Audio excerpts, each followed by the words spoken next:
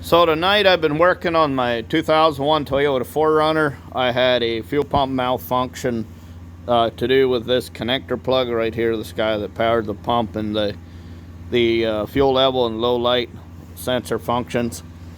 So on the way out, I dropped half a tank of fuel. I couldn't get my arm up over to disconnect this plug. This little tab was hardened and wouldn't move.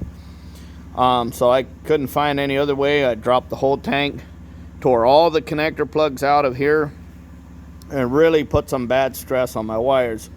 Later on, I found out there's a handhole right here. Pretty simple deal. Reach in there, unplug all of your electrical stuff. Unplugs from this handhole here. Very easy to find under the carpet behind the driver's seat. And this is how the wires go, the wire colors. Unfortunately, I switched some of these guys around. I did find some pictures on the internet, and these are the colors: brown and black, yellow with a red stripe, and orange with silver bands.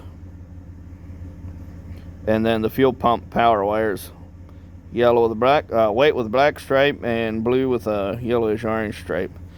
Those are the connectors. And this is the new wiring and connector stuff from Rock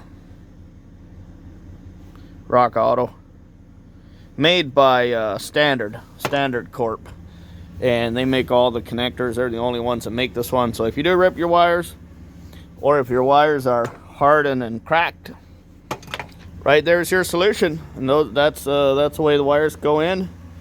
And I swapped everything back the way it was supposed to be. Now my fuel level light is gone, and my dash is no longer malfunctioning. Very, very pleased with it. Could not be more happy.